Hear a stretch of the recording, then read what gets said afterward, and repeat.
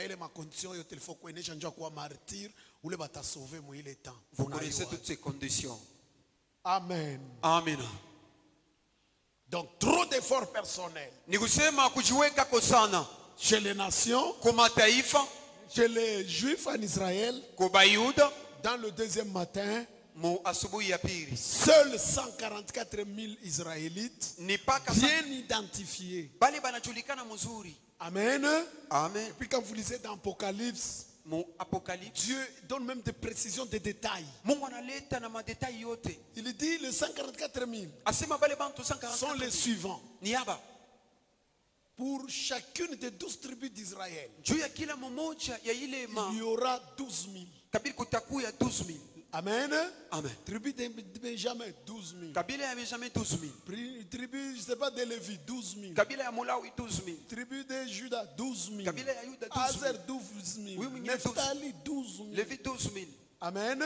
Amen. Toutes les tribus, le 12. Ile makabila yote kumumwa na mbili. Chacune d'elles, Kila mmoja dans chacune d'elles, il y a déjà 12 000 juifs que Dieu connaît déjà d'avance. Certains ne sont même pas peut-être encore nés pendant que je vous prêche. Bayuda 12,000 bale Mungu anayua kumwanzo bengine bayazali kwa ta leo hii. Une autre précision, un autre détail. Na kitu kingine kia kubamba. Il sait que vous le connaissiez. Ile munajua. De tous les 12 000 qui seront sauvés, 12 000 juifs, 144 000 juifs. De tous les 144 000. Bale bote ba 144,000. Il n'y aura aucun mort Akutakuya pendant ce temps-là. atakufa mwile wakati. Tous pendant ce moment-là du ministère d'Élie et de Moïse, ils seront retrouvés vivants. Ce sont des personnes vivantes pendant ce moment-là et ils seront scellés. Il n'y a personne qui étant mort, mais pendant ce temps-là, on va les ressusciter parce qu'il est du nombre de 144 000. Non. N-O-N. Tous, pendant ce moment-là, ils seront en vie. Bote bale ba 144,000 mwakati ya uduma ya Eli na Musa bale bantu batakuya bajima bana bapika machapa akutakuya mambo kusema uye nakufa na ufufuka hapana bote batakuya bajima. Deuxième chose, Na kitu kia pili, tous seront pendant ce temps-là sur le sol juif en Israël, à Jérusalem. bote mwile wakati batakuya mu Israeli batakuya ku Yerusalema. Aucun d'eux ne sera un étranger. Hakuna tamu moya atakuya mu nchi ya kigeni. Donc Dieu fera en sorte que même si quelqu'un est à l'étranger, mais avant qu'il commence le scellement, tous se retrouveront sur le sol israélite. Mungu atafanya yoyote inawezekana ya kama ataule ko inche ya inchi paka Mungu atafanya yote alurie mbele ile mambo ifanizike. 12 tribus d'Israël. Ma kabila 12. Dans chacune d'elles, on prendra 12 000, 12 000, 12 000. Mukila moya batabeba 12,000 12,000 12,000. 12 000 pour 12 tribus. 12,000 jua makabila 12. Ça vous fait 144 000. Inaleta 144,000. 12 000 fois 12. 12,000 fois 12. Ça fait 144 000 Israélites. Inaleta 140 paka na ine. Qui constitue le peuple à sauver en Israël dans le deuxième matin. Ile naleta taifa itaokolewa ku Israeli mwakati ya pili ya asubuhi. Amen. Amina. Troisièmement, et c'est par là que je veux m'arrêter pour ce matin, avant de poursuivre à des autres occasions. Ya tatu na ni pale mitachia njoo asubuhi ya leo mbele ya kuendelesha masiku Je vais ijayo. m'arrêter ce matin sur ce troisième point. Tashimama njoo ya inukta pa hii. Chacun des 4 temps de l'oracle sur Douma. Kila mmoja wa ima wakati ine juu ya ufunuo yule ya Duma. Comprenez les 3 temps d'Ésaïe. Quand on parle de 4 temps de l'oracle sur Douma, vous voyez déjà les 3 temps d'Ésaïe, chapitre 21, verset combien? 11 à 12, complété par Romains, chapitre 13, verset 12. C'est ça qui constitue le 4 temps de l'oracle sur Douma. Kama banasema njoo ya ima wakati ine. Munaona mbele mawakati tatu inakuya muonyo ya Esaya sura ya 21 mstari 11 paka na 2. Kuchanga wa Roma sura ya 13 paka 12 inetupatia ufunuo yulu ya taifa banaita Duma. Amen. Amen. Chacun de ces 4 temps de l'oracle sur Douma, Kila mmoja wa hii mawakati ine ya ufunuo yule ya duma a son signe que j'appelais signe stellaire. inakuya na alama yake, alama ile mimi naita Signe, je ne sais pas si vous allez voir. mishwe kama mtaona Donc, signe alama stellaire. ile banaita signe stellaire. Amen.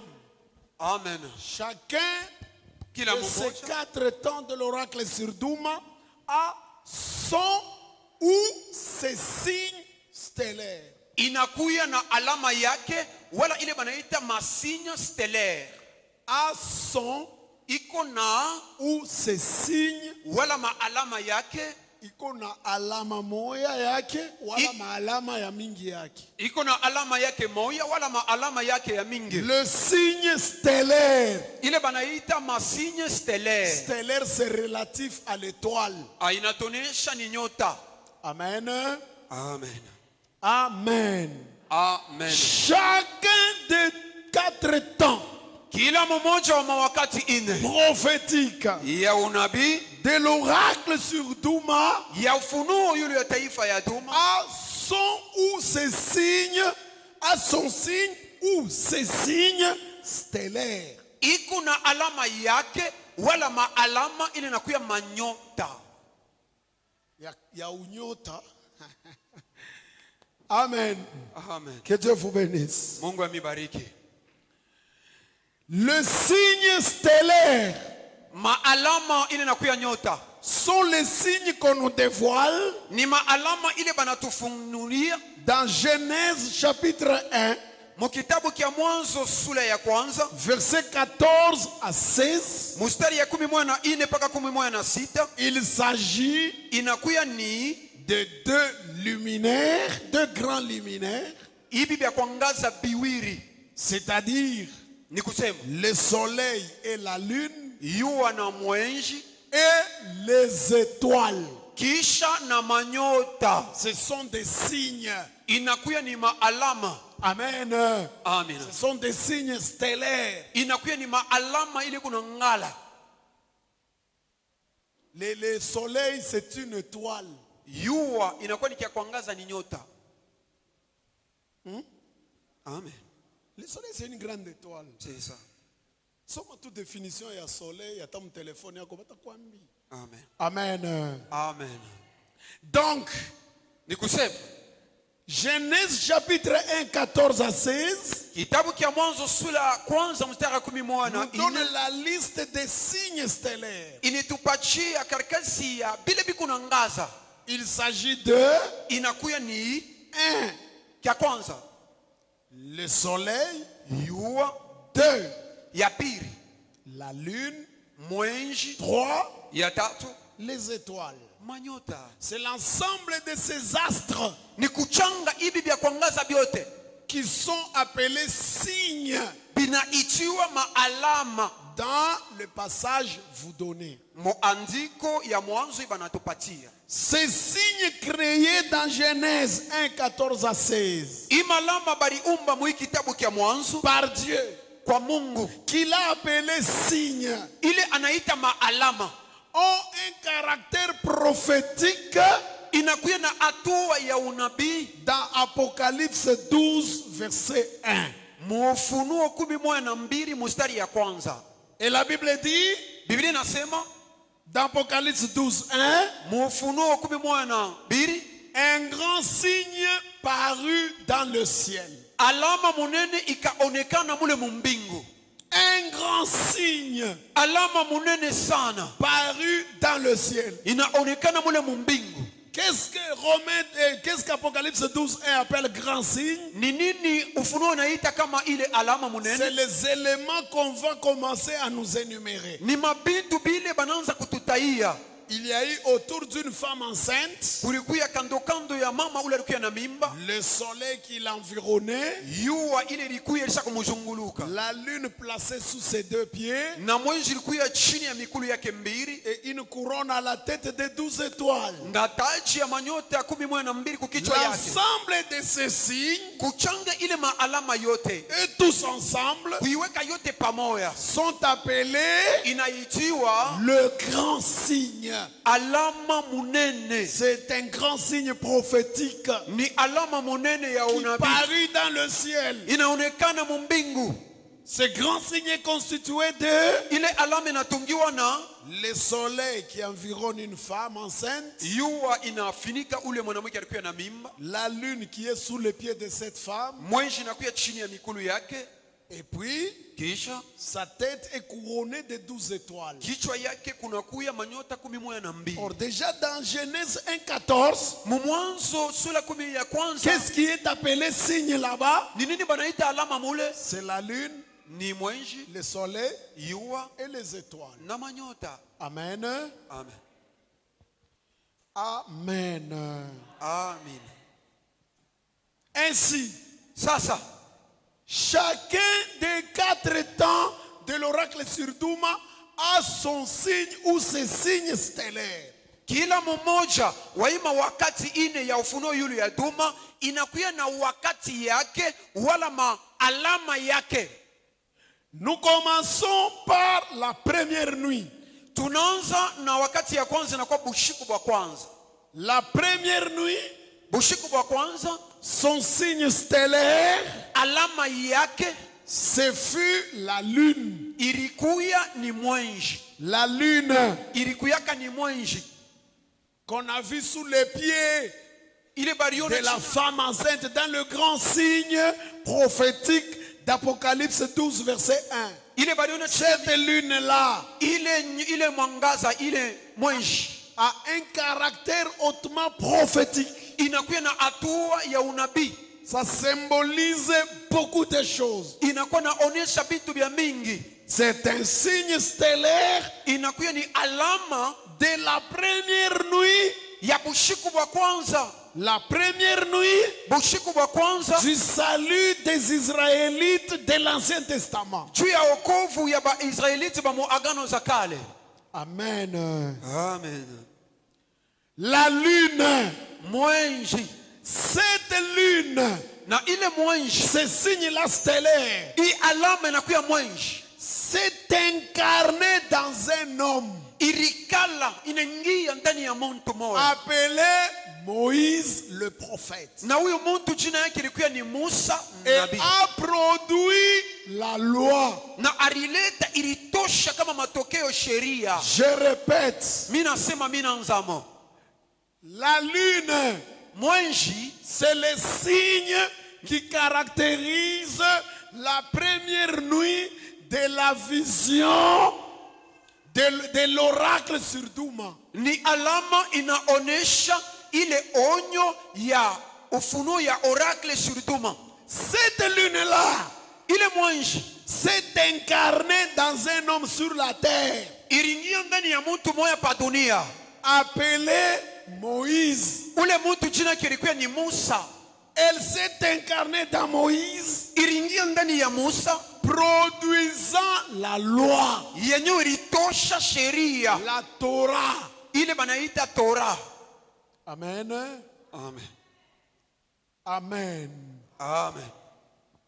C'est quand un signe stellaire Ni wakati alama moya s'incarne dans un homme sur la terre inaingia ndani ya mtu mwa pa dunia, que cet homme devient le signe du temps. cho pale ule mtu anakuya alama juu ya wakati moya Il fulani, devient le signe de Dieu. anakuya alama ya Mungu. Si Esaïe s'était dit qu'il était signe en son temps, Kama Esaya alikuya alama mwa wakati yake, c'est que ni kusema il y a eu un signe stellaire, kulikuya alama moya ya il y a kwangazi, eu une étoile kulikuya nyota moya que Dieu a libérée, ile Mungu alituma qui est venue s'incarner en lui inakuya inaingia ndani ya Esaya Et ce dernier devient le signe. na Isaya anakuya alama. Si Jésus Kama Yesu est un signe qui provoque la contradiction tel qu'on nous le présente, anakuya alama inaleta mfuruko vile banatuambia,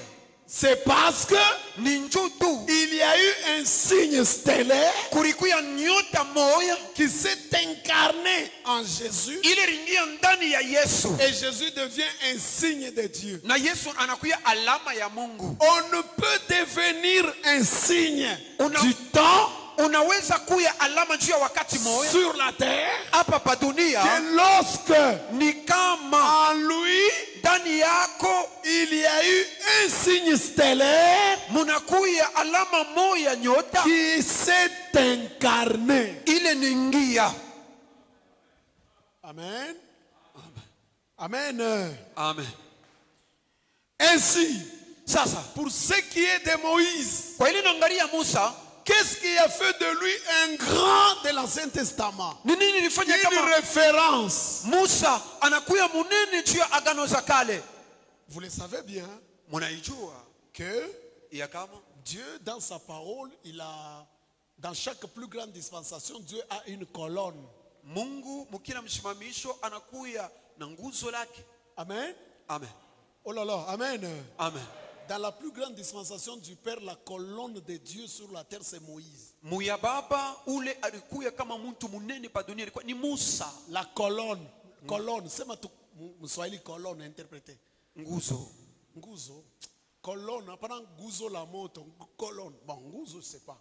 La colonne pour l'Ancien Testament, c'est Moïse. Alikuya kishimamisho kinene ilikuwa ni Musa. La colonne pour la plus grande dispensation du Fils, c'est Jésus. Na ule anakuya mumshimamisho ya mwana kama munene nguzo inakuya La ni Yesu. colonne pour la plus grande dispensation du Saint-Esprit, c'est Paul. Juu ya mshimamisho ya Roho Mtakatifu ni Paulo. C'est pourquoi dans notre plus grande dispensation du Saint-Esprit, Njoo kwa maana mwi wakati yetu ya leo Paulo est la référence. anakuya kionesho. Paulo, quand tu prêches, Kama unahubiri, quand tu as un message, kama kuna mjumbe, le seul moyen, namna tu le moyo, moyen le plus fiable namna moyo ya dans mzuri notre plus grande dispensation du Saint-Esprit mwi wakati ya Roho pour Mtakatifu, vérifier njoo ya kutafuta votre kujua message, mjumbe yako c'est Paul. ni Paulo. C'est pourquoi il a dit, Njoo kwa maana anasema même si un ange, hata kama malaika un autre ange du mwingine ciel, malaika un autre ange céleste, wa kumbingu il vient vous donner le message. Parce que c'est l'ange céleste qui vient avec le message. anakuya analeta mjumbe, Il vous donne un message, anamipatia mais qui mjumbe est différent seulement. yenyewe Il y a mimi unasema. inachana na Il vyangu. prend le risque de dire qu'il soit anathème. Asema alainiwe. Donc Paul peut maudire même un ange céleste, frère. Alikufika mwatue ya kulana hata malaika wa kumbingu. Donc la colonne de la plus grande dispensation du Père, c'est Moïse. Ni kusema koloni ya mshimamisho ya kwanza ya baba ni Musa. À la loi et au témoignage. Kusheria na ushuda. Si l'on ne parle pas ainsi, il n'y Kama a pas d'aurore pour le peuple. abaseme hii mambo hakuna mwangaza juu ya Donc tu taifa. dois parler en tenant compte, en te référant à la loi.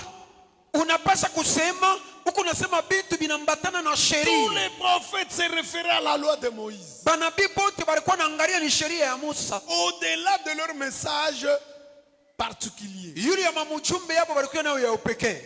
Amen. Amen. Qu'est-ce qui a fait de Moïse la colonne? Ni nini ilifanya ya Musa bamwite C'est koloni? parce que le plus grand luminaire Ni njuu kile kia kuangaza kinene de toute la période de l'Ancien Testament, ya wakati yote ya agano za kale, qui est la lune, mwenjili nani? s'est incarné dans la personne de Moïse, Mwenjili ingia ndani ya Musa, produisant la loi. inatosha sheria. Donc, Ni kusema la lune mwenji symbolise inaonesha la loi de Moïse. sheria ya Musa. Je croyais que vous notiez ça. Zania kama mko na njika. Donc, Ni kusema la lune mwenji symbolise inatonesha la loi. sheria. La lune, c'est le symbole de la loi. Mwenji inatonesha sheria. La lune, c'est la loi. Mwezi C'est le symbole de la loi. inakuya kionesho kia sheria. Elle s'est incarnée dans Moïse, Iringia ndani ya Musa, produisant la loi inatosha sheria qu'elle représente. ile inaonesha. Passons au premier matin ou premier jour. Tupite kushiku ya kwanza wala asubuhi ya kwanza. Son signe stellaire, Alama yake wala nyota, le signe stellaire du premier jour alama yake ya siku ya kwanza de l'oracle sur Douma, ya soleil. inakuya ni yua. Le soleil. Inakuya ni yua. C'est pourquoi quand ce premier jour est arrivé, Toka maana wakati mchana ishiku ya kwanza ilianza, Dieu a libéré ces signes, Mungu alituma alama yake, ces signes stellaires, alama yake ile na qui ngani est le soleil. ile nakuya yua. Et le prophète, Na nabii avec un œil ouvert, ule anakuwa na richo ya kufungulika, il a vu le soleil. aliona yua. Et il écrit dans Luc chapitre 1, Anaandika Muluka sura ya kwanza verset 78, mustari ya 17 paka grâce aux entrailles asema kupitia neema ya de la kuzaliwa miséricorde de Dieu, ya rema ya Mungu, le soleil levant yua ya kulamuka nous a visités. inetutembelelea. Amen. Amen.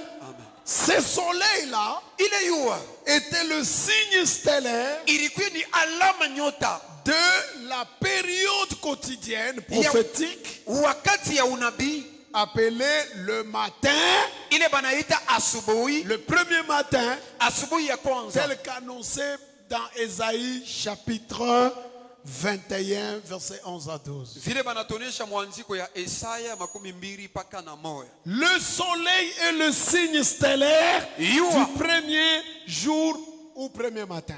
inakuya alama kama nyota juu ya wakati ya kwanza, ile banaita siku ya kwanza wala asubuhi ya kwanza. Ce soleil qu'on l'a libéré Ile yua banatuma comme signe stellaire kama nyota au premier matin kwa asubuhi ya kwanza, est venu s'incarner dans une personne. ilikuya inaingia ndani ya mtu moya, Et cette personne na huyu mtu s'appelle jina yake ni Jésus-Christ. Yesu Kristo. Le soleil levant, Yua ile nalamuka qui est le signe stellaire yenye inakuya alama kama nyota du premier matin, le premier jour, ya asubuhi ya kwanza, asubuhi ya qui kwanza, est l'oracle sur Douma. ile ufunuo yule ya Duma, Ce signe stellaire du soleil ile alama kama nyota inakuya yua, a choisi une personne ilichakula mtu moya dans laquelle il s'est incarné. ndani ya ule mtu iliingiamo. Cette personne est un être humain né comme toi et moi. Ule mtu alizalika kama bantu bote pa dunia, S'appelle Jésus. jina yake ni Yesu.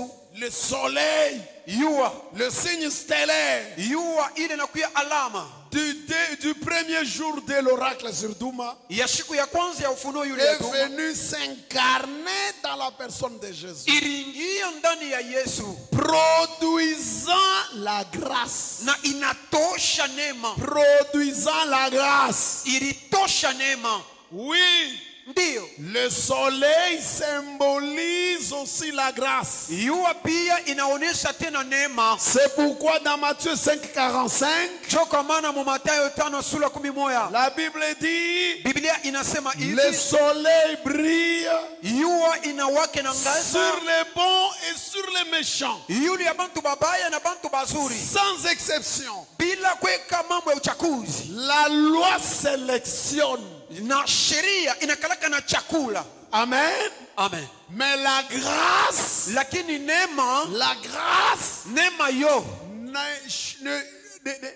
ne sépare pas les gens. aikalake na chakula huyu inacha huyu. La grâce, en elle, il n'y a pas d'injustice. Ndani ya neema hamuna mambo ya kupatia huyu huyu Je hapa. voudrais dire, Nilifia kusema hivi, je voudrais dire, nilitaka kusema la loi sheria crée la discrimination. inaletaka buchakuzi. Mais la grâce Sasa neema ne discrimine pas. hailetake buchakuzi. Ainsi le soleil Sasa yua yo symbolise la grâce. inakuwa ni mfano ya neema, Pour autant qu'il luit sur les bons et sur les méchants. muvile iko nangaza yule ya babaya na bazuri. Matthieu 5, 45. Matayo 5 sura yake ya 45. C'est pourquoi Jésus Toka maana Yesu n'a pas reproduit la même chose que Moïse. ashikulete kitu kimoya kimoya kile Musa alileta. Parce que le signe stellaire Njo alama ile inakuwa na qui ngaza s'est incarné en lui iringia ndani yake était différent de celui de Moïse. iliachana na ile ilikuwa ndani ya Musa. C'était le soleil. Ilikuwa ndani yake ni Et yua. le soleil éclaire. Yua inangaza. Et les bons et les méchants. Na yule ya bazuri na yule ya babaya. Et les juifs et les non-juifs. Na bayuda na balabana bayuda. Et les hommes et les femmes. Na banawake na banaume. Et les infirmes et ceux qui ne sont pas infirmes. Na babilema na balabana bilema. La grâce Ni kusema neema est produite inatoshaka par Jésus ililetewa kupitia parce Yesu. que le grand signe stellaire, Sababu ile le signe stellaire alama munene ya kuangaza appelé soleil, ile banaita yua s'est incarné en lui. ilikala ndani ya Yesu. Amen. Amen. Amen. Amen. Je peux avancer? Eti mimi naweza kuendelesha? Est-ce que je peux avancer? Mimi naweza kuendelesha? Nous prenons la deuxième nuit, Tunabeba bushiku wa pili. qui est la période des nations. Ile inakuya wakati naangalia mataifa. Dans la deuxième nuit, Mbushiku wa pili, le signe stellaire qui sont plusieurs, maalama ile inakuya manyota na ya mingi. différemment de la première nuit, il n'y a qu'un seul signe stellaire, c'était la lune. Inachana na mbushiku wa kwanza kulikuwa alama moja bule. Donc, je parle ce n'est pas que les autres prophètes de l'Ancien Testament n'avaient pas de signes stellaires. Ésaïe avait un signe stellaire et les autres, ils avaient des étoiles. Mais nous parlons de signes stellaires les plus en vue. Aina kusema banabii bote bwa mwagano za kala bakukuye manyota hapana. Tuko nasema njoo ya alama ile kumunene iko yule ya maalama yote. C'était la lune. Ilikuwa ni Moishi. Au temps de Jésus, Mwakati ya Yesu. Pierre prêchait, chassait les démons. Petro alikuwa na Du vivant de Jésus. Mwakati Yesu alikuwa mjibu. Il y a eu même un jeune homme qu'on avait trouvé dans un coin, dans son coin à lui. Tuko mtu mmoja Il alipata.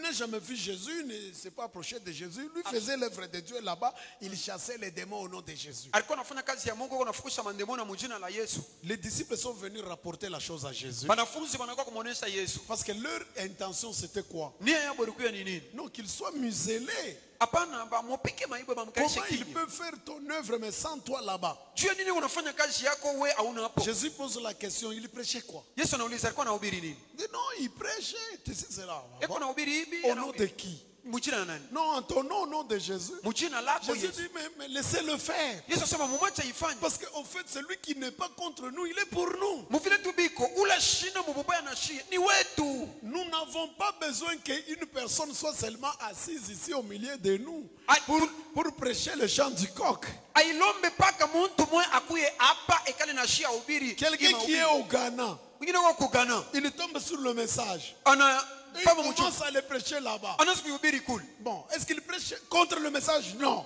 Il appuie le message? Oui. Il revient sur le message? Oui. Eko na nasema mchombe ndi. Il prêche Jésus que nous prêchons? Oui. Anahubiri Yesu ndi. Celui qui n'est pas contre nous, donc il est pour nous, il est le nôtre. Ashina adui yetu ni wetu. Donc au temps de Jésus, de son vivant au jour de sa chair, Vile Yesu alikuwa mshima mshikia mwili il yake. y avait des vrais ailleurs qui prêchaient. Kulikuwa babi ya kweli beko na hubiri na bo. Mais Sasa les signes stellaires les plus en vue, alama ya munene ile iliangalia bote bantu. c'était Jésus qui a reçu le soleil. Ni Yesu ule alipokea yua. Pierre avait une étoile. Petro alikuwa nyota. Les autres là, Jean avait une étoile. Yohana alikuwa na nyota. Jacques, son entourage là, Jacques bale bote ils bote. avaient des étoiles. Balikuwa na Ils manyota. avaient des ministères. Balikuwa na mahuduma. Mais Lakini le ministère le plus en vue, huduma ya yule ilikuwa inajulika. c'est celui de Jésus. Ilikuwa ni ya Parce Yesu. que celui Juni qui yeye a reçu le soleil, alipokea donc jua. les signes les plus immenses de Alama son munene époque. ya ile wakati. Dans la deuxième nuit, Mubushiku wa pili Comme signe stellaire, nous avons les étoiles. Kama alama tunakuya na manyota. Les étoiles. Tuko na manyota. Au total, Bwingi yayo 10 étoiles. manyota 10. Manyota 10. Nikusema Les 12 étoiles qui couronnaient la femme. ile manyota 12 On en prend seulement 10. banabeba koku. Les 10 d'entre les 12 sont libérés dans la deuxième nuit. Ile 10 banaileta mu bushiku bwa pili. Et 2 sont gardés encore. Na 2 banaichunga tena. 10 étoiles. Manyota 10. D'abord 7. Mbele 7. Ensuite 3. Kiisha 3. Les 7 étoiles Manyota 7. sont celles qu'on nous cite dans Apocalypse 1, verset 16,20. Ni banatutania mu Ufunuo sura ya kwanza mustari yake ya 16.12 paka na moyo. L'étoile libérée pour au temps d'Éphèse. Nyota balituma njuu ya Efeso. La deuxième libérée au temps de Smyrne, Ya pili banatuma njuu ya Smyrne, Pergame, Thyatire, Philadelphie, c'est pas quoi, la Sarde, Laodicée. Laodicée. 7. 7. Et Na au verset 20 d'Apocalypse 1, mushairi yake ya Ufunuo sura ya kwanza, l'Écriture nous donne l'interprétation de ces étoiles-là. andiko inaleta kutafsiriwa kwa ile manyota. Que les 7 étoiles que tu as vues dans la main, Ile manyota 7 unaona mu mukono, qui seront libérées pour les 7 chandeliers, ile tatumio njuu ya mamunara 7.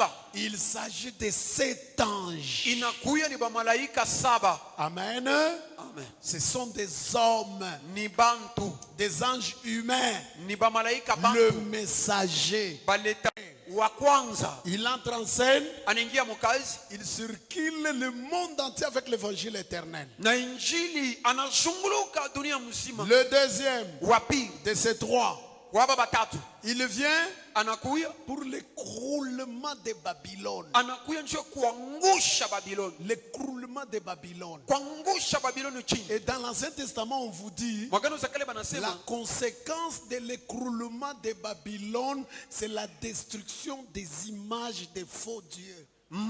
matokeo ya kuangusha kuharibishwa kwa Babiloni inakuya ni kualabisha kwa hiyo tena kwa miungu ya bongo. Donc quand ce ministère commencera à s'exercer, vous verrez en conséquence que ce ministère va s'attaquer trop à des images de faux dieux. C'est l'Ancien Testament qui le dit. Wakati hiyo huduma itanza, mutaona itenda kabisa kabisa kwa mapicha ile inaonyesha miungu ya bongo. Et le troisième de ces 3 anges, Na watatu kuwaba mamalaika batatu. Amen. Amen. Amen. Amen. Que Dieu vous bénisse. Mungu amibariki. Lui viendra. Ye atakuya. Dès que lui entre en scène, Kama tu yanafika nanzo, la marque de la bête chapa alama ya nyama entre en scène. C'est inaanza. pourquoi il va vous dire, Toka mwana tamiambi. attention, Sopoka n'adorez pas la bête. mushabudu huyu nyama. Amen. Amen. Maintenant écoutez, les 3 étoiles qui sont les 3 anges Ima nyota tatu na kwa malaika tatu. sont celles qui sont citées dans Apocalypse 14, 6 à 9. Panataya mu Ufunuo sura ya 11 mpaka 6 na 9. Ainsi, Bashi les 7 anges ou 7 étoiles manyota 7 ba malaika 7 d'Apocalypse chapitre 1, 16 à 20, ba mu Ufunuo sura ya kwanza mstari 11 mpaka plus kuchanga les 3 anges ou étoiles ba malaika tatu wala manyota tatu d'Apocalypse 14, 6 à 9, ya mu Ufunuo sura ya kwanza ça fait au total 10 étoiles wingi yayo ni manyota 10 entre en scène banaingia à mukazi tour de rôle moya na mwingine au moment de la deuxième nuit. mu wakati ya bushiku ya pili, Au moment de la deuxième nuit. mu wakati ya bushiku bwa pili. Amen. Amen.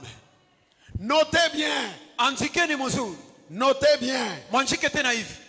Habakkuk chapitre 3 verset 11 Habakuk sura ya 3 mstari yake ya 11 dit ceci, inasema hivi, je cite, mina sema le soleil et la lune yuwa na mwenji s'arrêtent dans leur demeure bina shimama mu makao yabyo à la lumière de flèches qui partent. kupitia nuru ya mshale ile kunenda. Point, point, point, point. Fin de citation. Manukta pale na inaishia pale. Le soleil et la lune Jua na mwezi s'arrêtent dans leur demeure. binashimama mu makao yayo Quand?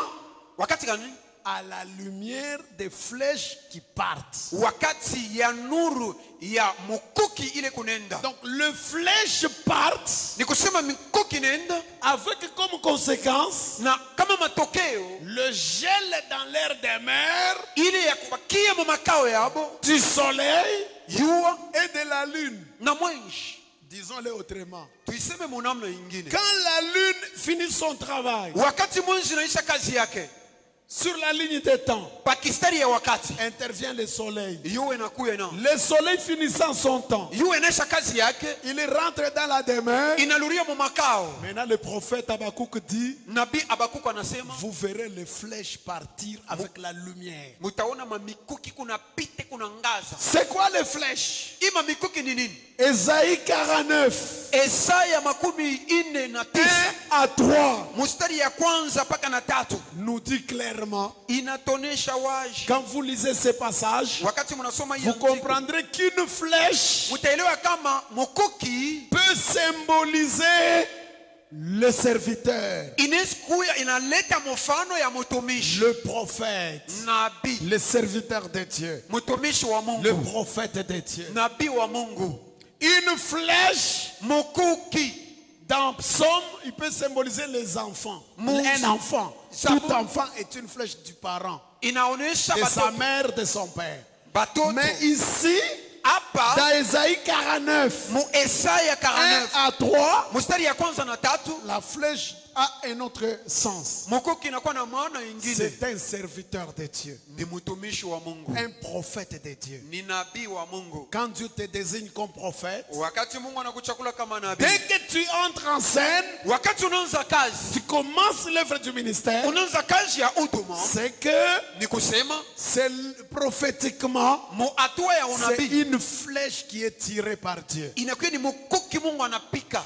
Ainsi, Basi les flèches mukuki dont question dans Habakkuk 3, 11, iba nasema mu Habakuk 3 qui partent ile kunenda lorsque le soleil et la lune wakati yuwa na mwezi sont dans leur demeure. binakala mu makao yayo, Il s'agit des serviteurs que Dieu envoie, des prophètes, inakuwa ni banabii batumishi bali des anges humains, bamalaika bantu, bref, des étoiles. mukifupi ni manyota. Ange égale étoile, étoile égale ange, Apocalypse chapitre 1 verset 20. Malaika ni nyota, nyota ni malaika. Ufunuo sura ya kwanza mstari Donc, wa 2. Ni kusema nous comprenons tunaelewa hivi, que Dieu libère la lune Mungu anatuma mbele mwezi dans la première nuit. mubushiku bwa kwanza. Quand ce temps est révolu, Wakati ile napita, la lune rentre dans sa demeure, mwezi naluria mu makao qui est yake, la demeure de Dieu. ni makao ya Mungu, C'est au ciel. mbingu Et ya. puis Dieu Kisha Mungu libère le soleil anatuma yua qui s'incarne dans Jésus, inaingia ndani ya Yesu, produit la grâce, inatosha neema, produit la vérité. inatosha ukweli. Après 3 ans et demi, Kisha miaka 3 le na soleil nusu rentre dans sa demeure. yua inaluria mu makao yake. Alors Dieu commence à libérer les flèches. Mungu anaanza kutuma Dieu mamishale. commence à libérer les étoiles, Mungu les anaanza kutuma prophètes. manyota banabii. Combien de flèches? Ni mamishale ngapi? 10 flèches Inakuya ni 10 pour la deuxième nuit. juu ya bushiku bwa pili. Amen. Amen. 10 flèches. Mikuki 10, 7 7 et puis 3. kisha 3 Et puis la nuit se termine. na bushiku bunaishia pale. Quand la deuxième nuit se termine, Wakati ile bushiku bwa pili bunaisha, Paul a déjà annoncé Paulo alitanguliaka dans kutangaza Romains 13, 12, n'oubliez pas. mu Waroma sura 13 mshisabu. La nuit est très avancée. Bushiku bunasonga, Attention, le jour approche. buchano inakaribia. Donc quand la nuit se termine, Wakati bushiku bunaisha, c'est le jour qui commence. ni mchana inaanza, Qui commence. siku inaanza. Amen. Amen.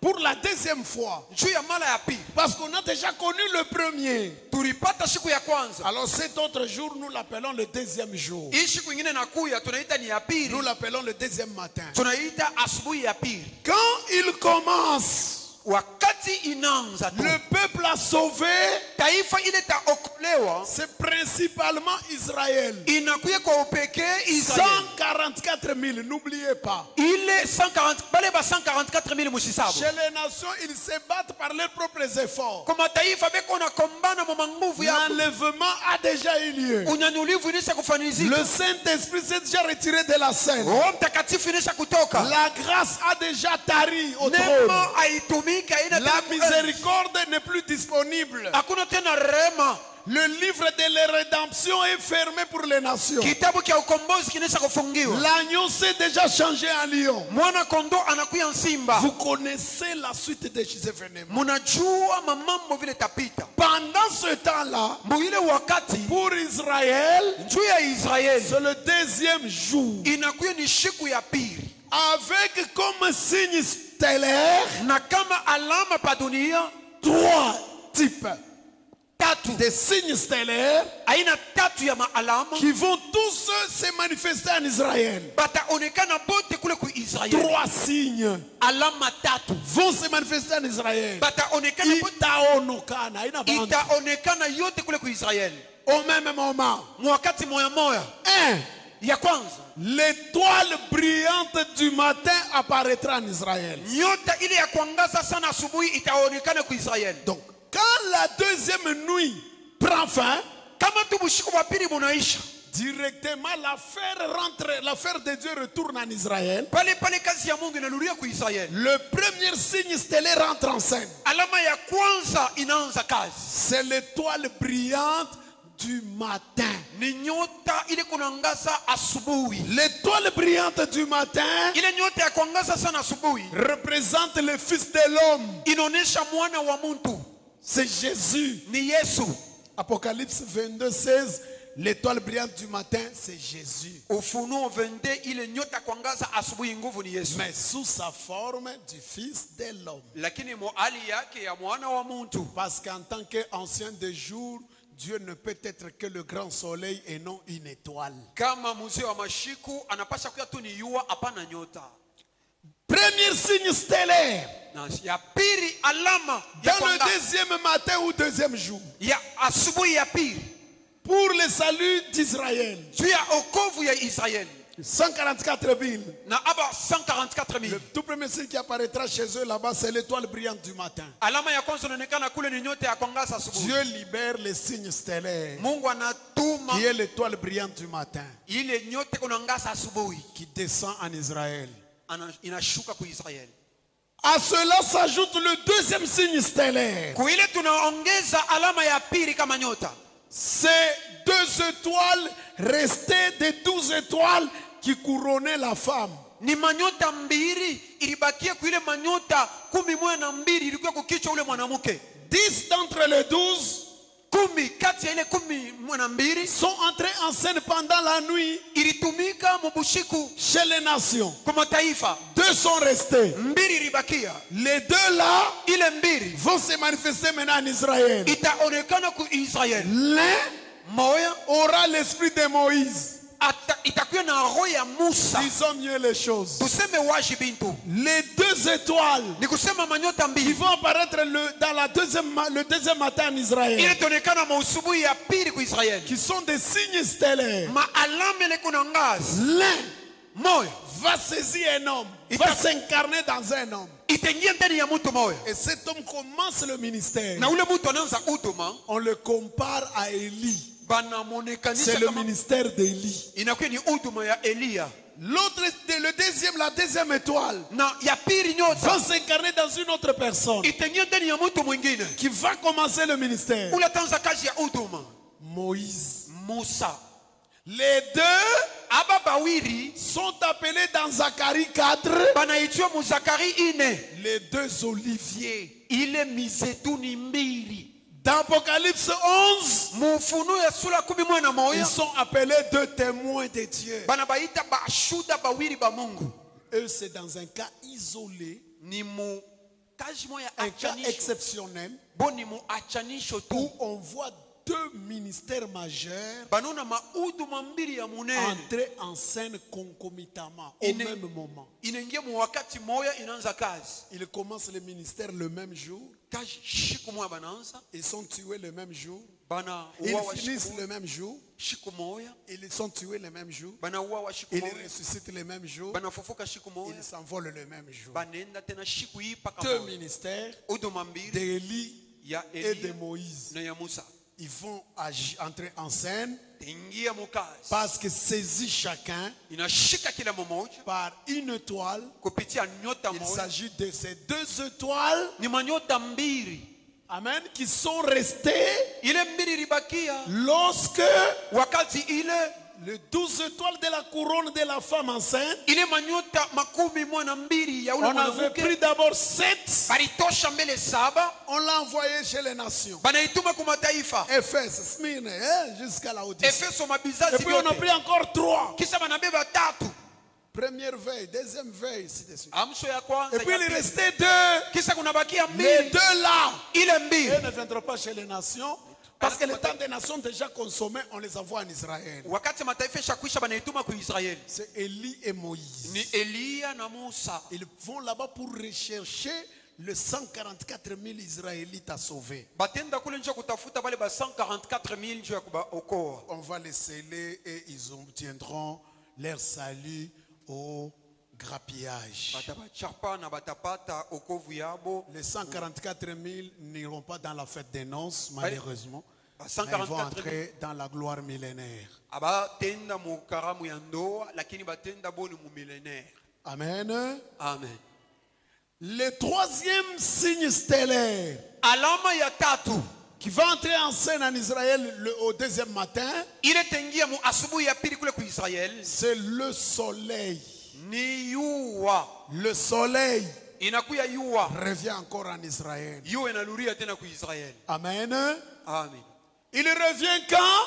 Yua inarudia wakati kani? Quand l'ancien de jour, Wakati mzee wa mashiku sous sa forme de l'ange puissant. mu hali yake ya malaika wa uwezo. Apocalypse 10, verset 1. Ufunuo 10 mstari ya Quand kwanza. il apparaît, il pose ses pieds, Wakati anaweka mikulu yake, l'un sur la terre, l'autre sur la mer. moja pa kikavu ingine mu mai. Dans Apocalypse 10, 1. Mu Ufunuo 10 mstari ya Son kwanza. soleil, son visage brillait comme le soleil. C'était le soleil en lui. Ile alikuwa anaangala saa yua, ilikuwa ni yua. Ya. Comprenez alors Basi mweleweni hivi. que nous avons dans le deuxième matin Tunakuya na mbusubuhi wa pili en Israël ku Israel. Ya kwanza. l'étoile brillante, le premier signe stellaire qui est l'étoile brillante du matin, Alama ya kwanza ile nyote kuna ngaza busubuhi. qui s'incarne, Inaingia. amen, amen, Amina. dans Jésus-Christ, Ndani ya Yesu. sous sa forme du Fils de l'homme. Mu hali yake ya mwana wa Nous Mungu. avons le soleil Tunakuya na yua. qui s'incarne dans l'ancien des jours. Inaingia wa mundani ya mzee wa mashiku. Nous avons le 2 étoiles. Tunakuya na manyota mbili. La première étoile Nyota ya kwanza s'incarne dans Élie, inaingia ndani ya Eliya, l'autre ingine nyota s'incarne dans Moïse. inaingia ndani ya Musa. Maintenant, qu'est-ce qui se passe? Sasa biko je, Ça se passe, sera comment en pratique bitapitikana sur le nje terrain? vile vitakuwa. Quand on sait que Wakati tunajua ke quand la deuxième nuit prend fin, wakati bushiku bapili bunaishi, c'est le Fils de l'homme qui rentre sur la terre chez les nations. ni mwana wa mtu analuria pa dunia kwa mataifa. Il prend l'épouse, Anabeba bibi il harusi, va dans la fête des noces. anaenda mukaramu ya Mais ndoa. au même moment, Mwile wakati moya moya, comme le matin a commencé, vile asubuhi inaanza en Israël, ku Israel, le signe stellaire, alama ile nyota, qui est l'étoile brillante du matin, doit apparaître. nyota ya kuangaza asubuhi inapasha kuonekana. Or, c'est la même personne. Chapo shini mtu moya Parce que moya, même signe stellaire doit incarner Jésus. ile alama inapasha kuingia ndani ya Yesu. On doit retrouver Jésus en Israël. Ni kusema tunapasha kumpata Or, kwa au même Israel. moment, le même Jésus est dans la fête des noces. Wakati moya moya eko mule mukaramu ya ndoa. 1, 2. Kapi, Nous savons quand est-ce que l'ancien des jours devra intervenir. tunayua ni wakati kani mzee wa mashiko anapasha kuya. Je vous renvoie aux 7 sceaux. Mina mituma kuilema. Vous connaissez à quel moment précis Munayua wakati mzuri. et pour quelle mission exactement Na kabisa kabisa njua kazi gani. l'ancien des jours viendra sur la terre. Mzee wa mashiku atakuwa pa dunia. Or, son signe stellaire, Alama qui yake est le soleil, ile nakuya yuo est censé se manifester en Israël et s'incarner dans lui. inapasha kuonekana kuisraeli na kuingia tena ndani yake. 3. Kia tatu, 2 étoiles à libérer. manyota mbili inapasha kutumia. Chacune d'elles doit incarner une personne. Kila mmoja inapasha kuingia ndani ya mtu mmoja. Élie et Moïse. Elia na Musa. Or, où est Élie? Chapo Elia itakuya wapi? Pendant ce moment-là, Mwile wakati moya moya, Élie le Tishbite est avec nous au ciel. Eli na shie bote eko na shie kule kumbingu. Moïse Musa est avec nous dans la fête de nos sociétés. eko na bibi harusi mule mukaramu ya ndoa. Alors ça va se passer comment sur terre? Pitapitikana je pa dunia. Jésus, Yesu dans lequel doit s'incarner l'étoile brillante ndani du yake matin, nyota ya asubuhi inapasha et kuingia. dans la fête de noces avec nous Eko l'épouse. mukaramu ya ndoa na bibi harusi. Moïse Musa est avec nous. Élie Elia est avec nous là. Eko nasi. L'ancien des jours Mose wa est masiku. assis sur le trône eko pa enzi pour l'ouverture juu ya kufungula des 3 sceaux mamiuri tatu du lion. ya simba. Or, toutes ces personnes citées Chapo aba bantu wote banatae doivent apparaître en Israël banapasha kuonekana ku Israeli pendant le 2e matin. muwakati ya asubuhi ya pili. Ça se passera comment? Bitapitikana je? Que Dieu vous bénisse. Mungu amibariki. La suite au prochain numéro. Ile nafata wataleta siku ijayo. Que Dieu bénisse sa parole. Mungu abariki neno lake. Amen.